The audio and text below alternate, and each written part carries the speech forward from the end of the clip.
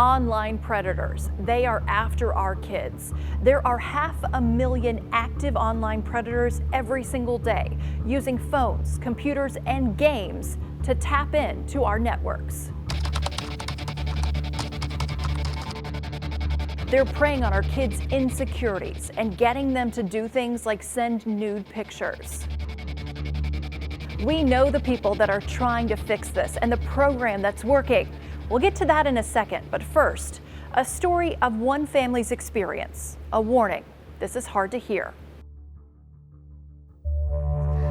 So at the hospital, the doctor said it was one of the most brutal rapes she had seen on an adult, let alone a child.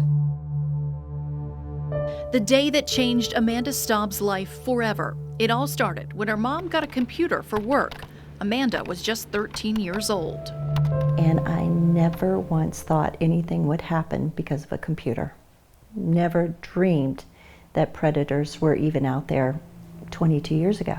Somebody had posed as a 13-year-old, and they hacked into that chat room and acted as one of the friends of a student and was just getting information. I always thought he was a 14-year-old male, and it ended up being a 36-year-old adult.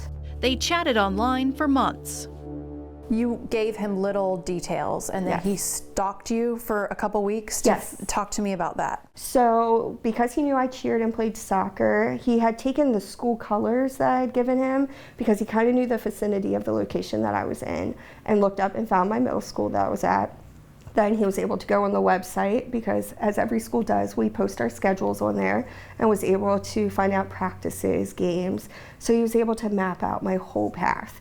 And once he knew that, he followed my bus home. He was able to map out the location of our neighborhood and things like that, to the point where the neighborhood watch even reported a mysterious vehicle that wasn't seen a lot. He definitely had a whole plan. He knew when my parents would leave for work. He knew when my older sister would go to school. He knew when I would leave and come back. But before she knew all of this, the middle schooler says she got a babysitting job in the neighborhood, and that's the day everything changed.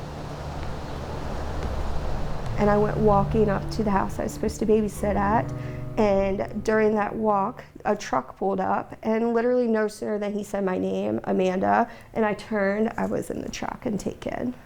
Taken by 36-year-old Donald Lee Williams, Jr. Vicki Johnson realized something was wrong when she hadn't heard from her daughter. She was gone for over 5.5 hours when the state police were just combing the areas. He brought her here to this hotel just 6 minutes away from her house. He held her here for hours, where she was brutally raped and assaulted. I remember that evening the police coming to my house and asking me for something that belonged to Amanda, something that had her scent on it. And I remember looking at them thinking, they think she's dead. Williams eventually brought her back, and that's when state police arrested him. She was rushed to the hospital. When the doctor came out, and she specifically said to us, this is one of the most brutal rapes and beatings we've ever witnessed on a child. And I was told that it would take a long time to recover, and that I could probably never have kids one day. He was chatting with about 60 kids online when they confiscated his computer. And so he had them lined up. The little girl from Williamsburg, he had already raped 3 times. But he told each one of these girls the same thing. If you tell, I'm going to kill your mom and I'm going to kill you. And neither one of them said a word.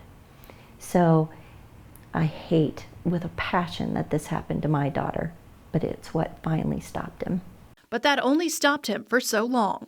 He served his 14 years, and in 2013 he was released from prison. He had 10 years of probation, and a little under 7 years he tried to take another child.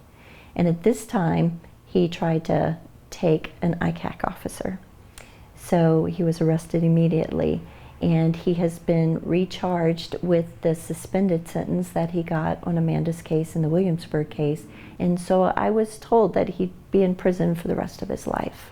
What happened here in this neighborhood in Winchester is something Amanda wants to happen to no one else. So that's why she's teamed up with organizations to educate kids and parents about internet safety. I'm Eddie Worth. I'm president of Safe Surfin Foundation. Kids weren't really listening to what adults had to say. It took us quite a while to understand that, But once we realized, we decided that let's try to do a peer-to-peer program. This is not for some old gray-haired guy to come in and talk about. It's not for SRO or teach. This is for kids to teach kids. Eddie Worth is the Safe Surfin Foundation president. He's traveled with Vicki and Amanda, who are now national spokeswomen for the organization, spreading awareness. Whether it be Snapchat, Twitter, Facebook. The peer-to-peer program is a proven program to work, whether it be adults, children, whatever. Kids listen to kids, adults listen to adults. So we contracted with the National White Collar Crime Center to develop a program that we could teach kids to educate kids. We would give school resource officers the lesson plans, have them facilitate a club, which is Cyber SWAT, and the SWAT stands for Safety While Accessing Technology. The kids would put the programs together and talk to the kids. And there are predators, there's evil in the world, and they know how to use these devices just as good as our students do.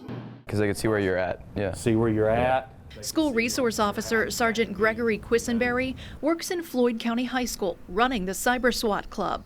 It scares me to death. It scares me that some of the stuff that I've seen that kids do, it's horrifying that there's people out here that take advantage of innocent kids. He's worked multiple cases, flagged when the school system software sees something on a computer or phone. They have like filters for inappropriate pictures and stuff like that. You're talking about teenagers with nude pictures on their Exactly. And, most of it was just between boyfriend and girlfriend, but still yet they didn't understand the fact that once that picture was sent, if they broke up one day, that picture could be sent out anywhere in the world. For me, I think we need to bring realization that this is real, and kids need to realize that this isn't something that you need to play with. It's something that's serious, and you can take a step back because it's not going to hurt anything if you take a step back. McKinley Leonard and Micah Underwood are 10th graders, handpicked to start the Cyber SWAT program that will grow every year. Because each one of y'all have kids that's in probably an elementary school that know who you are, right? So when you walk in, you're going to be famous to them. Hey, he's a high schooler. So when you speak, they're going to listen, and that's the whole goal. Kids will learn from kids more than they can from adults, for sure. Are there limitations to this working here in Floyd County or beyond?